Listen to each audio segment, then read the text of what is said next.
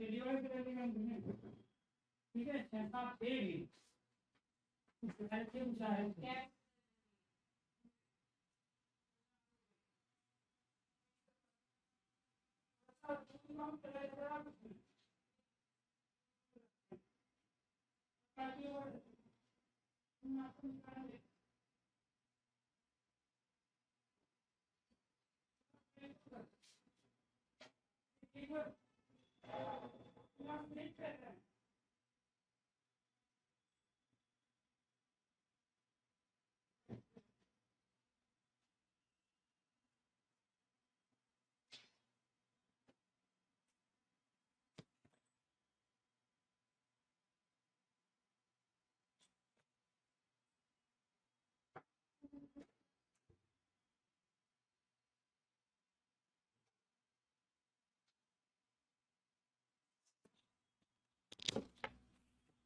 Hello.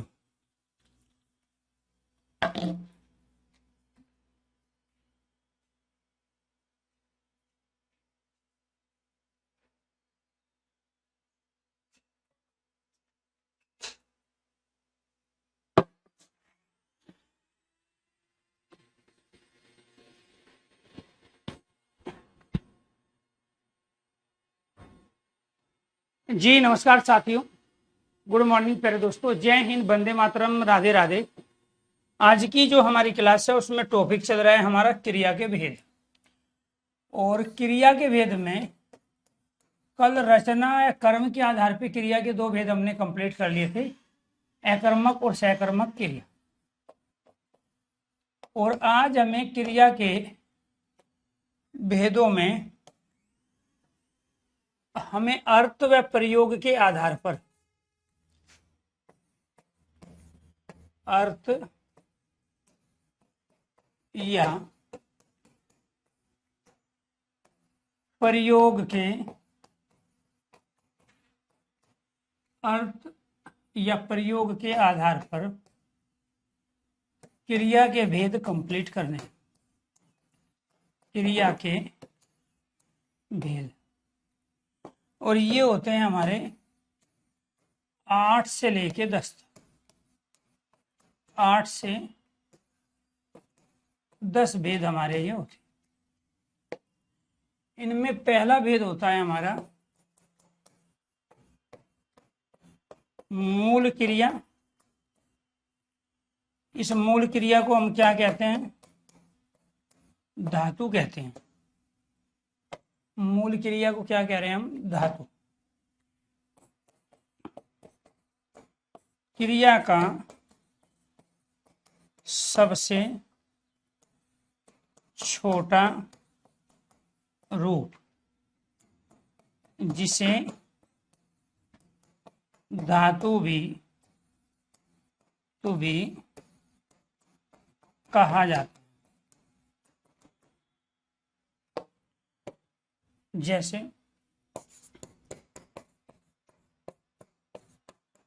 जा, खा, P, खेल, पढ़, चल,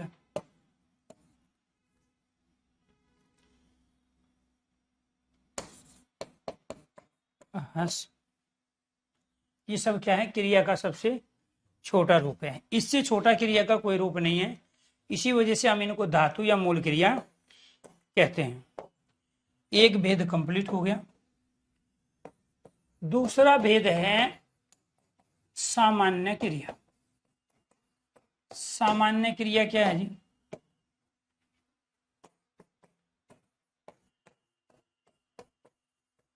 मूल क्रिया में यानी कि धातु में ना प्रत्यय लगाकर सामान्य क्रिया बनती है। सामान्य क्रिया बनती है, यानी कि ये क्या कहना चाह रहा है? ये कहना चाह रहा है धातु में ना जोड़ेंगे तो क्या बन जाएगी? सामान्य क्रिया। मूल क्रिया का ना अंत वाला रूप, मूल क्रिया का ना अंत वाला रूप किसका कहलाता है? सामान्य क्रिया का कहलाता है। मूल क्रिया का ना अंत वाला रूप किसका कहलाएगा? सामान्य क्रिया। ठीक है, कैसे? खाना, पीना, जाना, हंसना, चलना,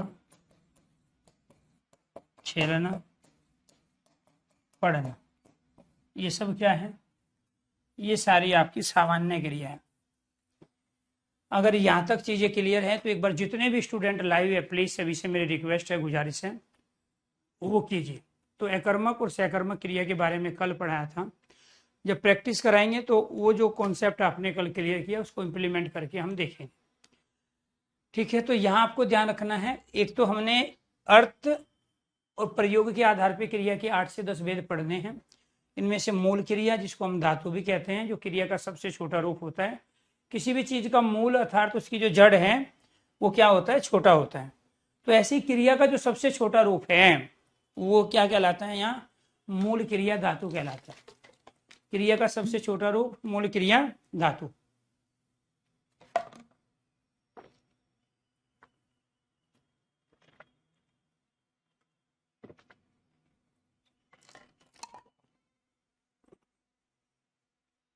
जी जी,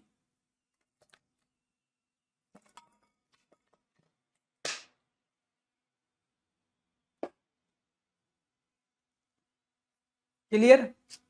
चलो, अब इसके बाद मूल क्रिया में अगर ना प्रत्यय लगा देंगे तो वो क्रिया कौन सी बन जाएगी? वो कहेगा इनमें से सामान्य क्रिया बताइए कौन सी है, मूल क्रिया बताइए कौन सी है। ठीक है, धातु बताइए कौन सी है। संस्कृत में धातु कहते हैं और हिंदी में मूल क्रिया कहते हैं। इसके बाद तीसरी क्रिया साधारण क्रिया। क्या खासियत है साधारण क्रिया?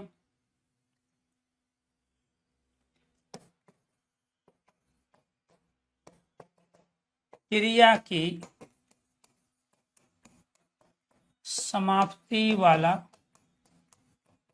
रूप इसका होता है साधारण क्रिया। मूल क्रिया में कर जोड़ देंगे तो क्या बनेगा? साधारण क्रिया बनेगी। कौन सी क्रिया? साधारण क्रिया। ठीक है जी, जैसे खाकर, पीकर, खेलकर, सोकर, नहाकर, पढ़कर, हंसकर, ये सब क्या बन गया आपका? साधारण क्रिया। इसके बाद क्या है जी? फोर्थ है आपका सहायक क्रिया। सहायक क्रिया मतलब हेल्पिंग वर्ब। मूल क्रिया के साथ प्रयुक्त होने वाली क्रिया। मूल क्रिया के साथ प्रयुक्त होने वाली क्रिया क्या है? सहायक क्रिया। जैसे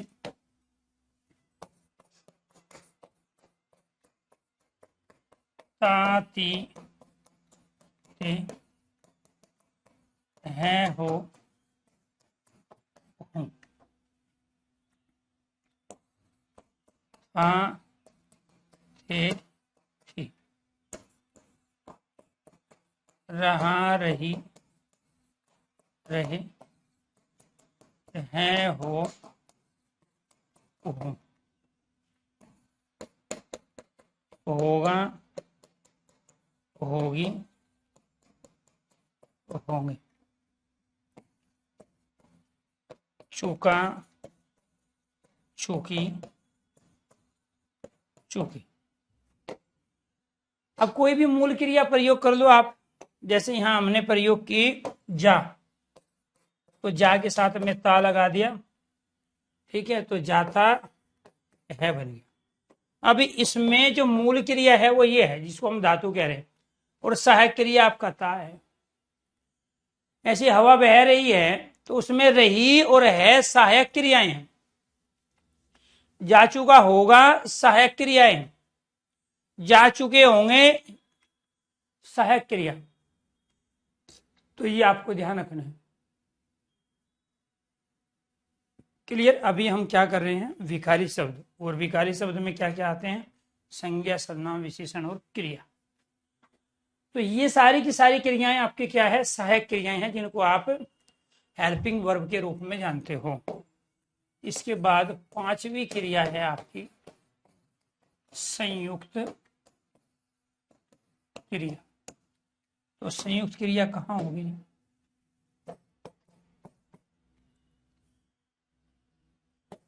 जो दो क्रिया एक साथ आरंभ हो और एक साथ समाप्त हो।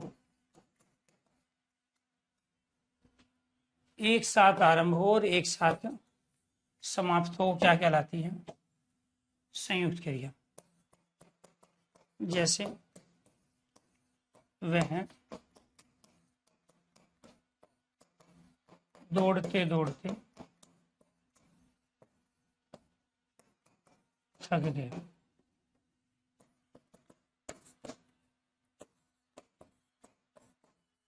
दाल में घी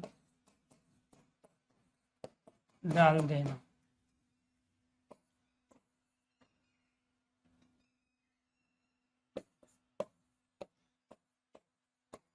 वह उसे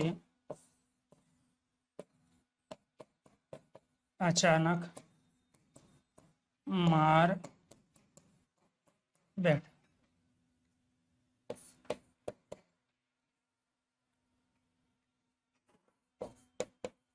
आप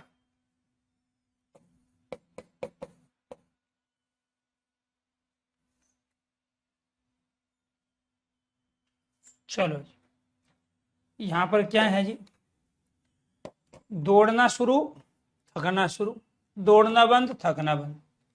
यहां डालना और देना दोनों क्रिया एक साथ शुरू। ये कटोरा है जिसमें दाल है, ये चम्मच है इसमें घी डाल रहे हैं। तो डालना और देना दोनों एक साथ शुरू, एक साथ समाप्त। वह उसे अचानक मार बैठा, मारना और बैठना। वह उसे अचानक यहां मारना और यहां जाके बैठना, दोनों एक साथ शुरू, एक साथ समाप्त। तो जो दो क्रिया एक साथ आरंभ हो और एक साथ समाप्त हो उनको क्या कहते हैं, संयुक्त क्रिया कहते हैं। संयुक्त क्रिया की दूसरी कंडीशन क्या है जी, सनातन है,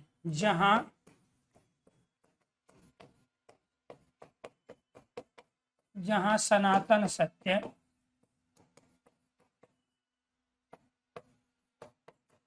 सार्वभौमिक सत्यता हो, वो भी क्या कहलाती है, संयुक्त क्रिया। कैसे, सूरज पूरब दिशा में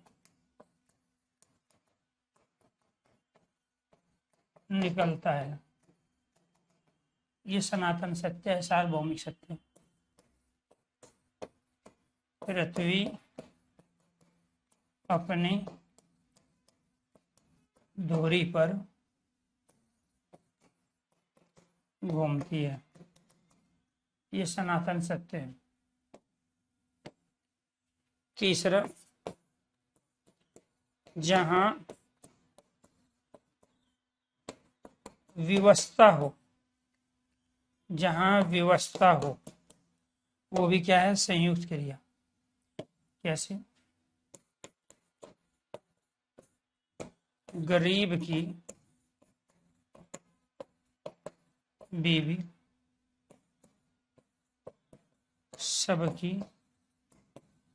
भाभी होती है। गरीब की बीवी सबकी भाभी होती है। बीमारी में तो दवा लेने पड़ती है। ये व्यवस्था है, ठीक है। व्यवस्था यहाँ गरीबी है, यहाँ बीमारी है, तो ये अपने आप में क्या है, जहाँ व्यवस्था हो वो भी संयुक्त क्रिया है। जहाँ सनातन सत्य, यूनिवर्सल ट्रूथ हो, सार्वभौमिक सत्य हो, वो भी क्या है, संयुक्त क्रिया है। जहाँ दो क्रिया एक साथ आरंभ एक साथ समाप्त हो, वो भी क्या है, संयुक्त क्रिया है। इसके बाद संयुक्त क्रिया की फोर्थ कंडीशन क्या है, जहां कार्य का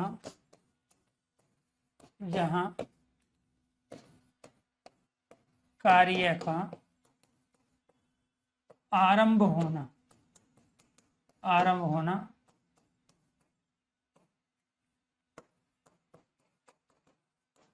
पाया जाए। जहां कार्य का आरंभ होना पाया जाए, जैसे पानी बरस रहा है, वर्षा हो रही है।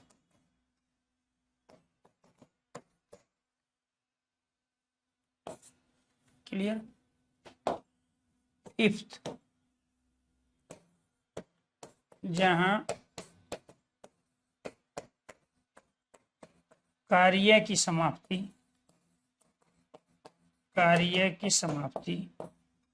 हो या कार्य से अवकाश लिया जाए, वो भी क्या है, संयुक्त क्रिया है। वो भी क्या है, संयुक्त क्रिया। मैं अब घर जा रहा हूं,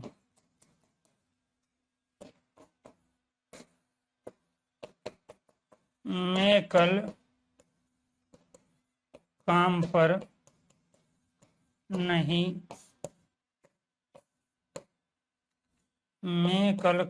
नहीं आऊंगा। ये सब क्या है जी, ये सब संयुक्त क्रिया है। संयुक्त क्रिया की क्लियर, तो ये आपको ध्यान रखना है।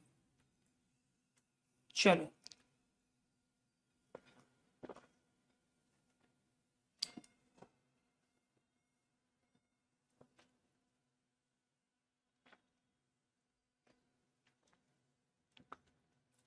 यहां तक चीजें क्लियर है तो बताइए।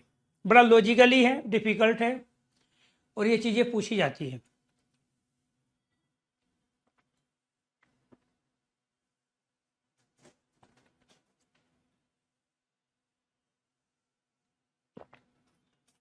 जी थैंक यू विकास। आपको ये ध्यान रखना है, इस दुनिया में बहुत सारी चीजें हैं, खाने की, पीने की, पहनने की, पढ़ने की, खेलने की, लेकिन आप हर चीज में इन्वॉल्व हो जाओगे तो इसका मतलब है कि लाइफ में जो अचीवमेंट आपको हासिल करना है उससे आप दूर हो जाओगे। ऐसे ही आप में से कुछ स्टूडेंट ऐसे हैं जो पढ़ने में कम, दाएं बाएं की चीजों में विश्वास ज्यादा रखते हैं। ठीक है, हम बस में चढ़े, हमें कहीं जाना है 50 किलोमीटर दूर, 100 किलोमीटर दूर, हो सकता है आपका एग्जाम हो सकता है रिश्तेदारी में जाना हो सकता है पेपर देने जाना हो कॉलेज में, या हो सकता है किसी रिश्तेदार के यहाँ बहुत जरूरी काम से जाना हो। अब घर से जब हम निकले थे तो ये सोच के निकले थे कि हमें 50 किलोमीटर दूर अपने रिश्तेदार में उसकी तबीयत का पता करने के लिए, उसका सहारा बनने के लिए, उसको सुकून देने के लिए, पेपर देने के लिए अपने किसी काम से गए। लेकिन जैसे ही बस में गए तो आपने देखा सीढ़ियों पे चढ़ते समय वहां भीड़ थी, 2-3 व्यक्ति खड़े थे, अंदर जो है खाली जगह थी, लेकिन वो फिर भी वहां खड़े थे। आपकी उनसे झड़प हो सकती है। एक बच्चे तो होते हैं ऐसे, दूसरे कुछ ऐसे होते हैं लड़कियां, जैसे ही आप चढ़ेंगे तो वहां गंदगी होगी, क्योंकि बस सरकारी या रोडवेज की बस है, गंदगी होगी, उस गंदगी से आपके अंदर घिन होगी तो आप अपना मूड खराब करके बस के अंदर जैसे तैसे एंट्री मारोगे, लेकिन रहोगे परेशान ही, क्योंकि पे कुछ ने तो देख लिए 4-5 खड़े हुए गेट पे, उनसे डिस्टर्ब हो गए, कुछ ने गंदगी देख ली, उससे डिस्टर्ब हो गई। अब वो जो मोटिव लेके निकले थे ना आप घर से, उस मोटिव तक आप पहुंच ही नहीं पाए, जो काम करने चले थे उसके प्रति आप पॉजिटिव ही नहीं है, क्योंकि आप बाहर की चीजों से डिस्टर्ब हो गए। अब कुछ तीसरे बच्चे ऐसे होते हैं जो देखेंगे कि रोडवेज की जो बस है वो बड़ी पुरानी है, उसमें जंग लगा हुआ है, टूटा हुआ है, प्लेट उसकी उखड़ी हुई है, ठीक है, और उस पर ध्यान जाएंगे और फिर बोलेंगे देखो जी सरकार का हाल है, और फिर बीजेपी यानी कि जिसकी भी सरकार होगी, कांग्रेस की या दूसरी की पार्टी, उसको गाली देना शुरू कर दो। तीसरे बच्चे ऐसे होते हैं।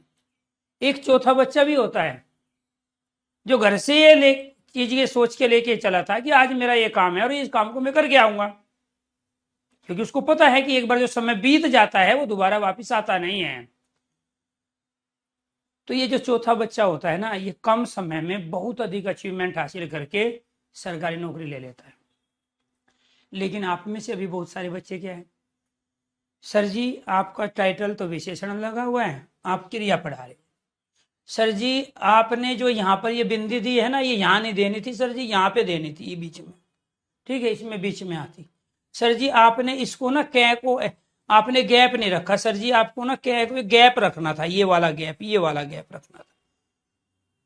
मतलब पढ़ना नहीं है, पढ़ने के अलावा सारे काम करा लो आपसे, और फिर कहते हो सर जी मैं फार्म तो बहुत भरा हूं, पेपर भी मेरा सिलेक्शन नहीं होता। तो सिलेक्शन कहाँ होगा जब 2025 में आप पढ़ रहे हो और तैयारी 2027 की चल रही है, और 27 में कोई भर्ती आएगी नहीं, 27 में भर्ती ही नहीं है, पढ़ाई तो 25 में कर रहे हो। क्यों? क्योंकि आपकी उम्र हो गई, आपके पड़ोसी तैयारी कर रहे हैं, आपके रिश्तेदार भर्ती हो गए, माँ बाप की झुर्रियां आपको दिखाई दे रही हैं चेहरे, पढ़ तो आप इसलिए रहे हो, तो मजबूरी है, लेकिन दिमाग से काम कब का कर रहे हो 2027, और 27 में भर्ती है नहीं, तो फिर आपका क्या होगा। तो इसीलिए आपसे रिक्वेस्ट है, मेरी गुजारिश है, दाएं बाएं की चीजों से डिस्टर्ब मत हुआ। आपके अंदर इतनी मैच्योरिटी होनी चाहिए, इतनी परिपक्वता होनी चाहिए। आप सबकी एज 20 साल से ऊपर है, और 20 साल का बच्चा भारत का, समाज का, परिवार का आधार होता है, ठीक है। जब आधार ही मजबूत नहीं होगा तो इस समाज का, इस भारत का, इस परिवार का क्या होगा। इसलिए ज्यादा के बारे में मत सोचो, अपने पे काम करो। जब अपने पे काम कर लोगे सारी चीजें ऑटोमेटिक बढ़िया होती। और ध्यान रखना, आप बहुत बड़े धन्ना सेठ बन जाओगे, बहुत बड़ा आप नौकरी भी हासिल कर लोगे, समस्याएं तब भी रहेगी, ये समस्याएं तब भी रहेगी, आपके परिवार में रहेगी। बहुत सारे देखो अधिकारी पढ़ के, पीएचडी लोग पढ़ रहे, सुसाइड कर रहे, बड़े बड़े अधिकारी अपने आप को गोली मार रहे हैं। एक छोटी सी चीज है, कोई घर में कुछ हो जाए, किसी ने कुछ कह दिया, तुरंत अपने आप में, उसका रीजन क्या है, वो पढ़ाई ही नहीं है जो आपने पढ़ी है। तो इसीलिए आपसे रिक्वेस्ट है, गुजारिश है, लाइफ में केवल पढ़ के नौकरी लेना ही नहीं होता है, लाइफ में पढ़ते समय बहुत सारी चीजें सीखने भी होती है, और वो बहुत ज्यादा जरूरी है। सफलता का मानक ये नहीं है कि आपकी सरकारी नौकरी लग गई, सरकारी नौकरी जिस दिन लग जाए उस दिन तो दुख शुरू हो जाएंगे आपके। बेशक आपको जब तक नहीं मिल रही तब तक आप सोच रहे हो, क्योंकि आपके पास जिम्मेदारी है, उस समय आपको सैलरी कम लगेगी, काम आपको ज्यादा करना पड़ेगा, दिन रात करना पड़ेगा, ना आपकी रात होगी ना आपका दिन होगा, ठीक है। तो इसलिए वो तो नौकरी का मजा तब तक है जब तक वो मिल नहीं रही है, जब मिल जाएगी तब भी बहुत सारी दुविधाओं में आप जियोगे। तो इसीलिए आपको ये ध्यान रखना है, यहाँ 5 तरह की कंडीशन हमारी किसकी है, संयुक्त क्रिया की चीजें, उस पर ध्यान नहीं देना, जो चीज चल रही है उस पर फोकस करना, अदरवाइज ये चीज निकल जाएगी बाकी के चक्कर में। तो संयुक्त क्रिया की 5 कंडीशन है, जो 2 क्रिया एक साथ आरंभ हो, एक साथ समाप्त हो, उसको भी हम संयुक्त क्रिया कहते हैं। दूसरी, जहां सनातन सत्य, सार्वभौमिक सत्य हो, यूनिवर्सल ट्रूथ हो, वो भी संयुक्त क्रिया होती है। जहां व्यवस्था मजबूरी होती है, वो भी संयुक्त क्रियाएं होती है। जहां कार्य का आरंभ होना पाया जाता है, पानी बरस रहा है, वर्षा हो रही है, ये भी संयुक्त क्रिया है। जहां कार्य की समाप्ति है, कार्य से अवकाश लिया जाए, मैं अब घर जा रहा हूं, कार्य समाप्त हो गया, मैं कल काम पर नहीं आऊंगा, उसने अवकाश ले लिया। तो ये सारी कंडीशन किसकी थी? संयुक्त क्रिया की थी। इसके बाद फिर आपकी क्या है जी, छठी क्रिया है पूर्वकालिक क्रिया। कौन सी क्रिया? पूर्वकालिक। पूर्वकालिक क्रिया कहाँ होगी जी? पूर्वकालिक क्रिया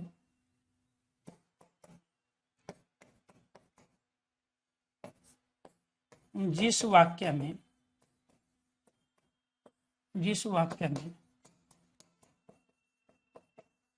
दो क्रिया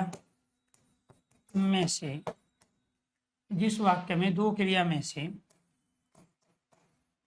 कोई एक क्रिया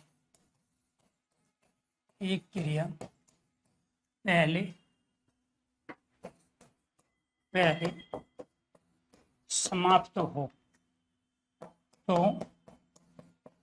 वह पूर्वकालिक क्रिया तथा जो दूसरी क्रिया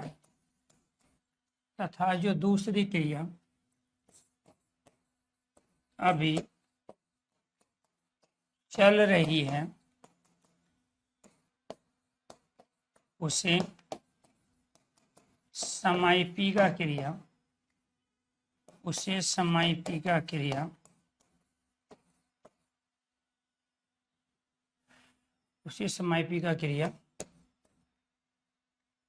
कहते हैं। ये जो भी चल रही है वो समाइपिका क्रिया कहलाती है। समाइपिका क्रिया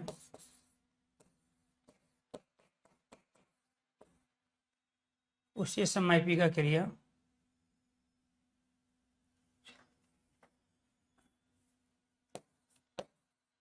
वह समाइपिका क्रिया कहलाती है।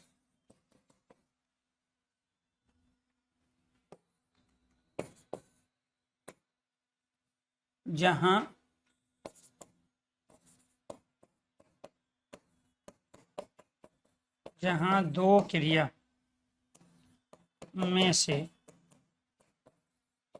किसी एक क्रिया के साथ कर या करके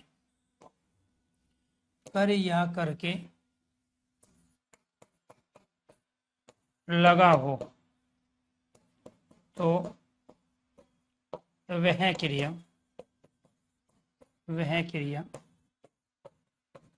पूर्वकालिक क्रिया कहलाती है। वह क्रिया पूर्वकालिक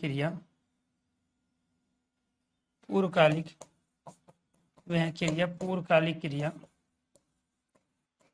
कहलाती है। वह क्रिया पूर्वकालिक क्रिया कहलाती है। क्लियर? तीसरा,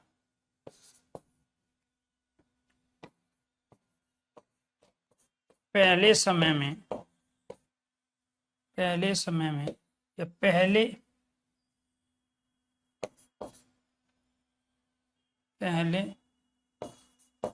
समाप्त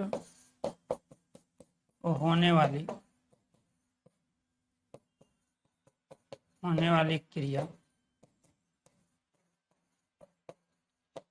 पूर्वकालिक क्रिया। पूर्व का मतलब पहले हो गया। पूर्व का अर्थ क्या है? पहले। और काल का मतलब क्या हो गया? समय।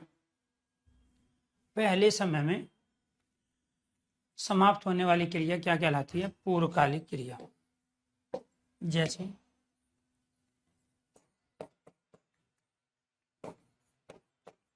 मैं सुबह उठकर गुनगुना पानी पीता हूं।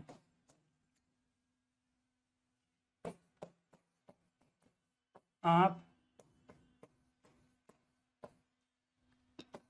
जल्दी उठकर चाय पीते हो। इस दादी जी नहाकर पूजा करती है।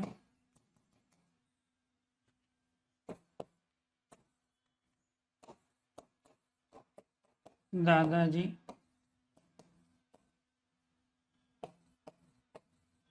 चाय पीकर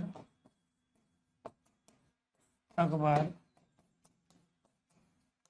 पढ़ते हैं।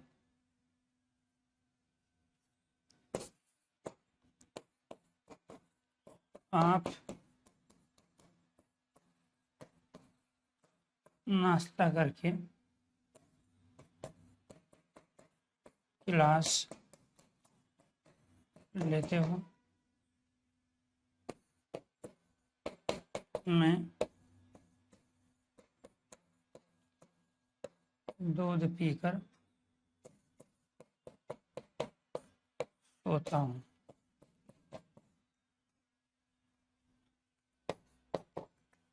चलो जी,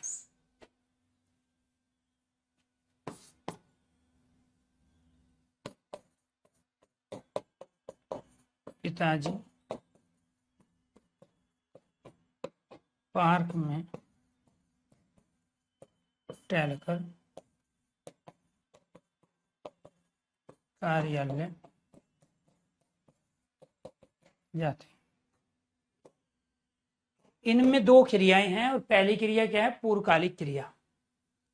इसमें प्यारे दोस्तों कर लगा है, इसमें भी कर लगा है, इसमें भी कर लगा है, इसमें भी कर लगा है, इसमें करके लगा है, इसमें कर लगा है, इसमें कर लगा है।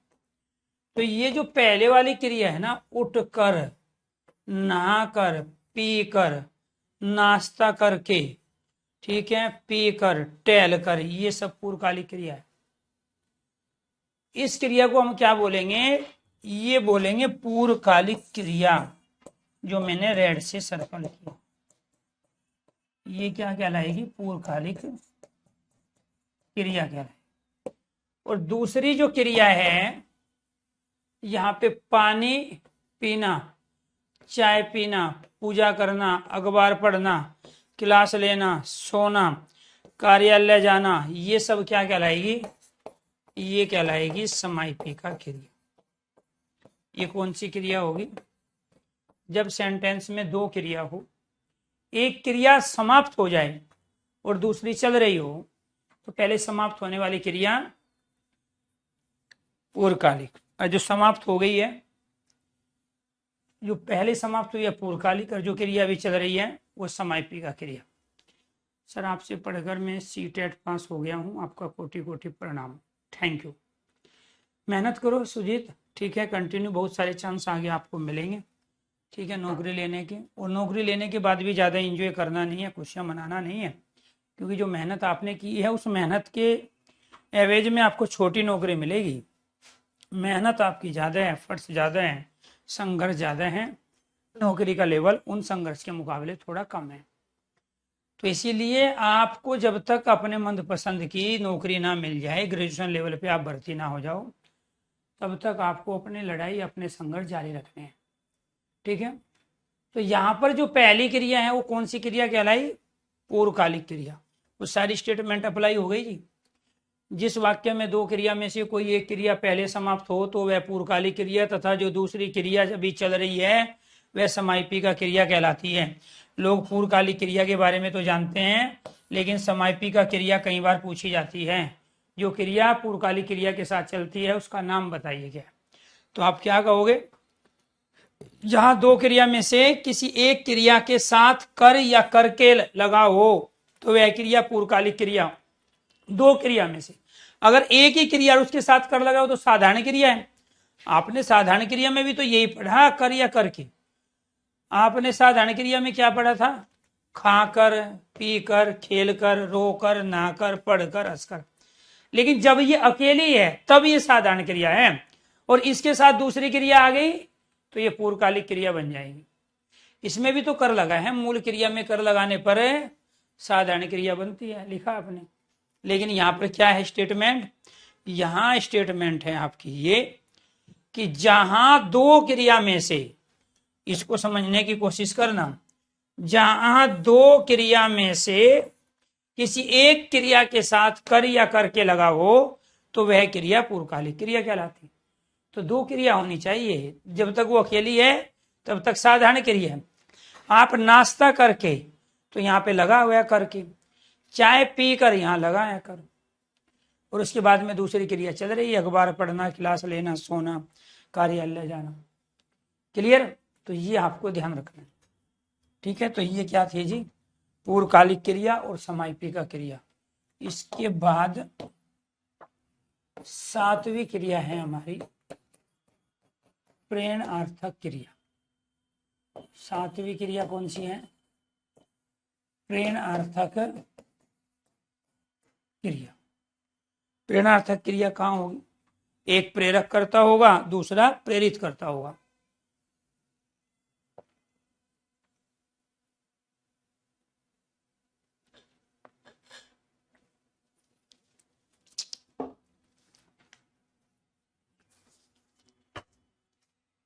तो ये क्रिया कहाँ होगी जी?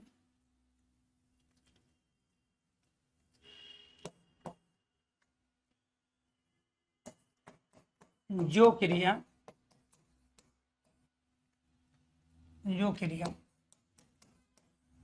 प्रेरक कर्ता की प्रेरणा पाकर, प्रेरक कर्ता की प्रेरणा पाकर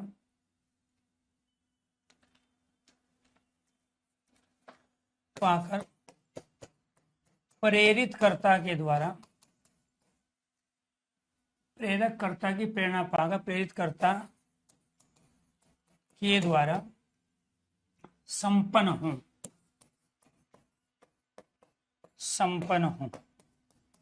वो क्या कहलाती है? प्रेरणार्थक क्रिया। जो क्रिया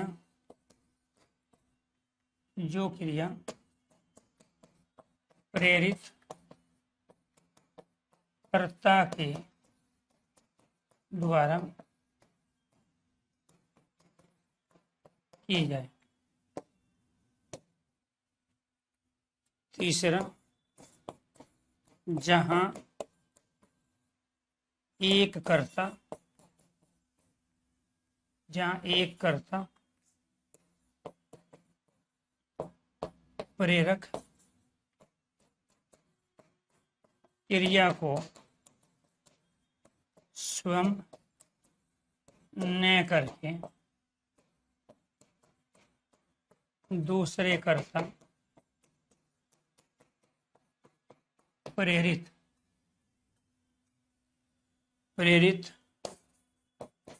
को प्रेरणा देकर कार्य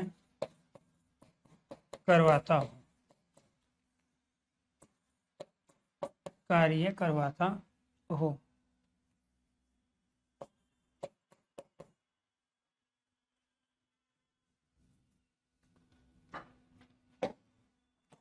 फोर्थ, जिस क्रिया के अंत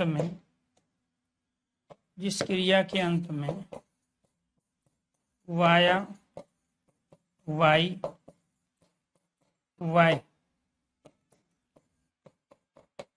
लगा हो वो क्या कहलाती है? प्रेरणार्थक क्रिया कहलाएगी। क्या कहलाएगी? प्रेरणार्थक क्रिया। जहां जहां पहले कर्ता के साथ ने कारक चिन्ह, जहां पहले कर्ता के साथ ने कारक चिन्ह तथा दूसरे कर्ता के साथ से कारक चिन्ह,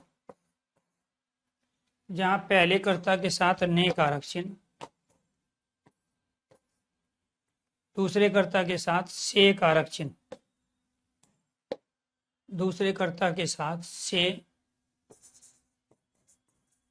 दूसरे कर्ता के साथ से कारक चिन्ह का प्रयोग हो। ये आपकी शॉर्ट ट्रिक है जी दोनों। ये क्या है आपकी शॉर्ट ट्रिक, इससे आप पहचान सकते हो प्रेरणार्थक क्रिया। प्रेरणा मतलब मोटिवेशन। प्रेरणा का मतलब क्या होता है, जो मोटिवेशन लेके कोई क्रिया की जाए। कई बार स्टेटमेंट भी पूछी जाती है, इसलिए ध्यान रखना है एक ही तरह का क्वेश्चन नहीं होता कि वो क्रिया देगा एक शब्द के रूप में, पूछेगा इसमें प्रेरणार्थक क्रिया बताइए, ठीक है। तो वो प्रथम प्रेरणार्थक, द्वितीय प्रेरणार्थक, तृतीय प्रेरणार्थक, 3 रूप होते हैं इसके, ठीक है। ये आपको ध्यान रखना है, ठीक है। एक में कार्य दूसरे से करवा रहा है, एक में उसके साथ इन्वॉल्व होके कर रहा होता है, ठीक है। जागना, जगवाना, ठीक है, ये आपको ध्यान रखना है।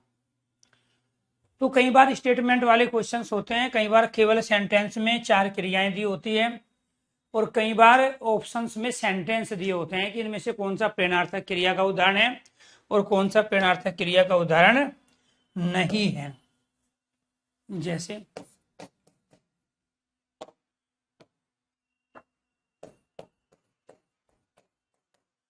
सुरेश ने रमेश से चाय बनवाई, खुद नहीं बनाई, दूसरे से। आपने अपनी बहन से कपड़े धुलवाए।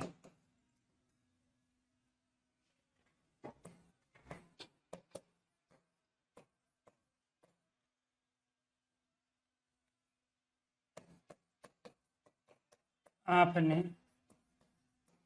मम्मी से खाना बनवाया।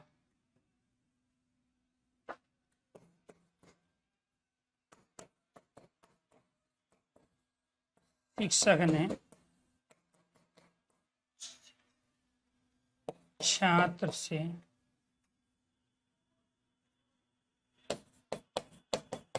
प्रश्न पत्र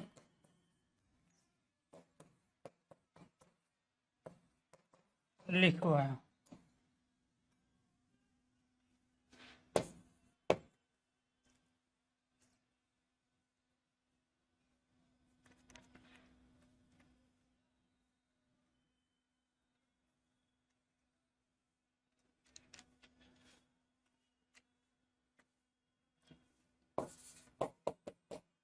छात्र ने शिक्षक से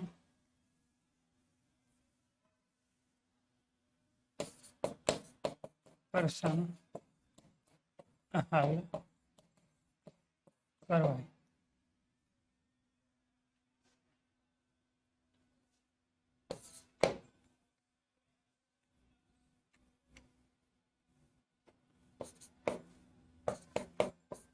राजा ने प्रजा से कर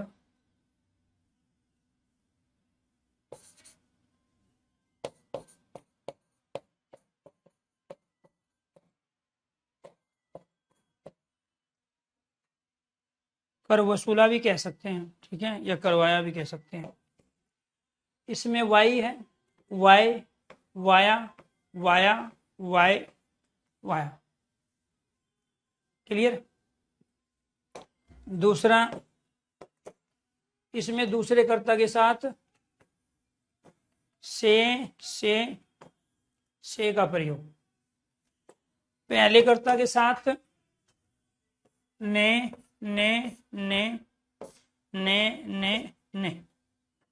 ये आपको ध्यान रखना है। तो जहां पहले कर्ता के साथ ने आएगा, दूसरे कर्ता के साथ से, दूसरे कर्ता के साथ से आपको देखना है। अगर दूसरे कर्ता के साथ से आ रहा है तो वो क्रिया जो उसके द्वारा की जाएगी प्रेरणार्थक क्रिया कहलाएगी। ये आपका प्रेरक करता है। यहां ये या मंत्री से करवाया, ये आपका प्रेरित करता है।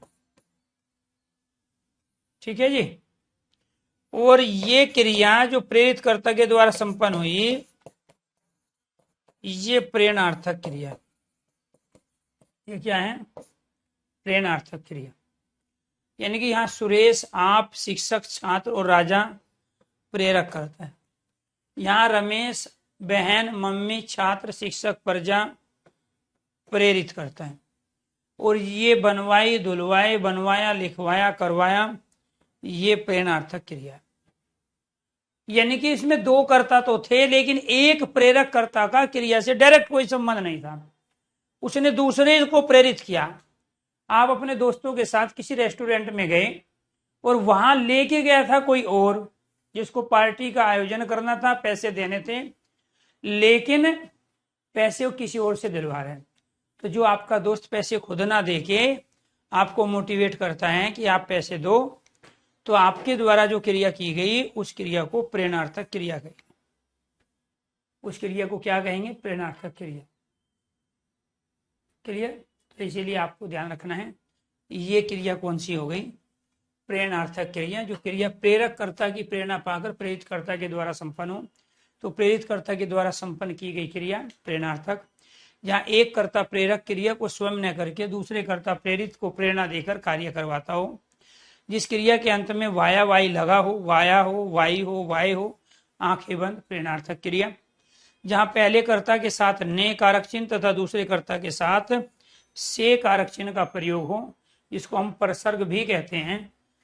तो से कारक चिन्ह अगर आया दूसरे कर्ता के साथ, तो उसके द्वारा की गई क्रिया प्रेरणार्थक क्रिया होगी। इसके बाद फिर 8वीं जो क्रिया है हमारी, वो है द्विकर्मक क्रिया। कौन सी क्रिया है? द्विकर्मक क्रिया है। कौन सी क्रिया है? द्विकर्मक। जो क्रिया, यहां तक अगर क्लियर है तो एक बार सारे स्टूडेंट ओके कीजिए, यस कीजिए। इसका डाउट है तो डाउट पूछिए। जो क्रिया दो कर्ता की सक्रियता पर, जो क्रिया दो कर्ता की सक्रियता पर निर्भर हो, जो क्रिया दो कर्ता की सक्रियता पर निर्भर हो, जिस क्रिया को दो कर्ता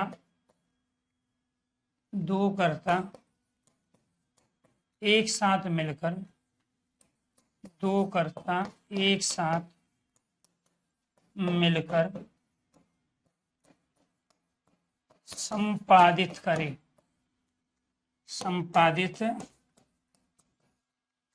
वो क्या कहलाते हैं? द्विकर्मक क्रिया।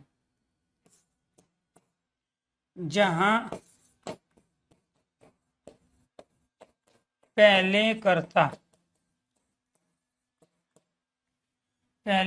के साथ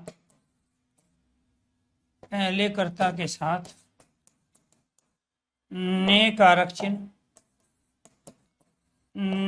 कारक चिन्ह तथा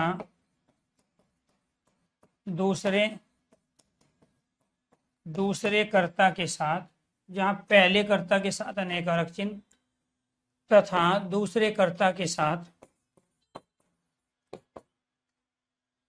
कारक चिन्ह तथा दूसरे कर्ता के साथ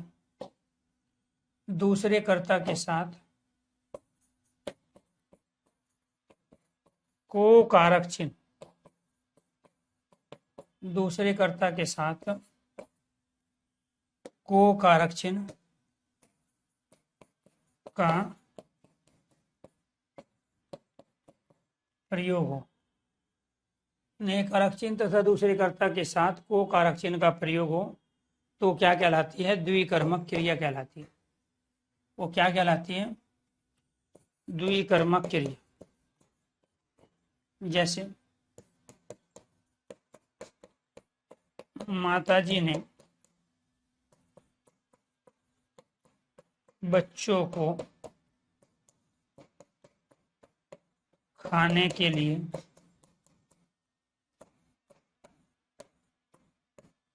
लड्डू दिए। माताजी ने दिए, बच्चों ने लिए। शिक्षक ने छात्रों को हिंदी पढ़ाई।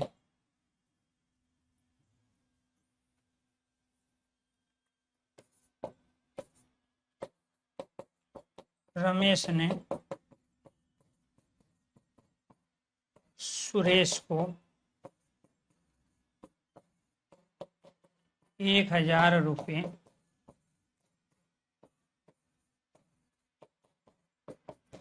उधार दिए। 1000 रुपये उधार दिए। तो यहाँ पर क्या है जी? दूसरे कर्ता के साथ को कारक चिन्ह का प्रयोग है। यहाँ दो कर्ता आपस में इन्वॉल्व हैं, यानी कि आपने अपना नया घर बनवाया, हवन करवाया, उसके बाद प्रसाद बांटना है। नई गाड़ी खरीदी, प्रसाद बांटना है। ठीक है, कोई भी आप मंदिर में गए, पूजा पाठ की, उसके बाद आपको प्रसाद बांटना है। तो एक आदमी प्रसाद देने वाला और दूसरा आदमी प्रसाद लेने वाला। तो प्रसाद देने की जो क्रिया है वह द्विकर्मक क्रिया है। उसके लिए दो कर्ता की आवश्यकता होगी। एक कर्ता टीका लगाने वाला, दूसरा लगवाने वाला। एक कर्ता प्रसाद देने वाला और दूसरा लेने वाला। यानी कि दो कर्ताओं के एक्टिव होने पर ही जो क्रिया हो पाए, दो कर्ताओं के इन्वॉल्व होने पर ही जो क्रिया हो पाए, उसको द्विकर्मक क्रिया कहते हैं। वहां दो कर्म नहीं होते, दो कर्ता होते हैं। माताजी बच्चों को देंगे, बच्चों ने मना कर दिया कि नहीं, आज तो हमारा फास्ट है, हम लड्डू नहीं लेंगे, तो क्रिया होगी नहीं। तो ये आपको ध्यान रखना है। माताजी ने बच्चों को खाने के लिए लड्डू दिए, माताजी ने दिए, बच्चों ने लिए। शिक्षक ने छात्रों को हिंदी पढ़ाई। शिक्षक और छात्र दोनों सहमत होंगे। छात्र पढ़ना नहीं चाहेगा तो शिक्षक नहीं पढ़ा पाएगा। यानी कि शिक्षक और छात्र दोनों एक्टिव है, तब क्रिया हुई द्विकर्मक। रमेश ने सुरेश को 1000 रुपये दिए, वो कह रहा है कि मुझे 1000 नहीं चाहिए आपके, क्रिया होगी नहीं। तो यानी कि यहाँ रमेश और सुरेश दोनों ही एक क्रिया में इन्वॉल्व है। शिक्षक और छात्र दोनों ही एक क्रिया में इन्वॉल्व है। माता और बच्चे दोनों ही एक क्रिया में इन्वॉल्व है। और जब किसी एक क्रिया में दो कर्ता इन्वॉल्व हो तो उनके द्वारा की गई क्रिया द्विकर्मक क्रिया कहलाती है। तो ये हो गई जी आपकी 8 क्रिया। इसके बाद बच गई आपकी 2 क्रिया। एक क्रिया है नाम धातु क्रिया और दूसरी क्रिया है क्रियार्थक संज्ञा। क्या है? नाम धातु क्रिया और दूसरी है जी आपकी क्रियार्थक संज्ञा। इसको करेंगे हम कल वाली क्लास में कंप्लीट। क्रियार्थक संज्ञा, नाम धातु क्रिया और क्रियार्थक संज्ञा, ये आपको ध्यान रखना। चलो ठीक है, बाकी करेंगे हम कल वाली क्लास में। आज के लिए इतना ही। सभी दोस्तों को नमस्कार, धन्यवाद। अगर चीजें समझ में आ गई है तो एक बार सारे स्टूडेंट ओके कीजिए। किसी का कोई डाउट है तो फिर आपका डाउट लेंगे, उसके बाद में क्लास को बंद करेंगे। किसी का कोई डाउट हो जी बताइए। किसी भी तरह की कोई दिक्कत, किसी का कोई डाउट?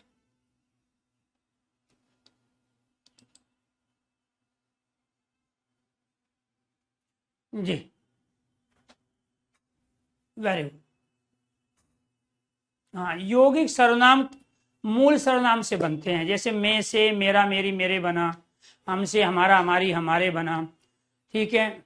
ऐसे ही हम दूसरे आप हैं, आपको, आपके, आपने, आपसे, ठीक है, आप पर, ये सब क्या कहलाते हैं? यौगिक सर्वनाम कहलाते हैं, ठीक है। मूल सर्वनामों में कारक चिन्ह लगाते हैं तो यौगिक सर्वनाम बनते हैं। कारक चिन्ह क्या होता है?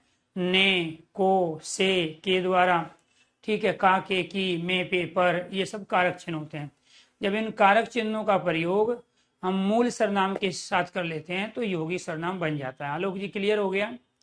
ठीक है, तो मैं मूल सर्वनाम है, लेकिन मैं से मुझे, मुझ पर, मेरा मेरी मेरे जो बना है वो यौगिक है। हम मूल सर्वनाम है, उससे हमारा हमारी हमारे बना वो यौगिक सर्वनाम है। यूपीएसआई का थोड़ा फास्ट कर दीजिए। नहीं, आपको इतनी हड़बड़ी नहीं करनी है, इतना जल्दी पेपर नहीं हो रहा है आप, ठीक है। हाँ, हिंदी में पुल्लिंग स्त्रीलिंग की क्लास है आज अभी 9:30 बजे, ठीक है। कैरेबल स्टेट एग्जाम यूट्यूब चैनल पर लिंग की ही क्लास है, आप वो क्लास अटेंड कीजिए, सारी प्रॉब्लम दूर होगी। जी जी, thank you thank you thank you.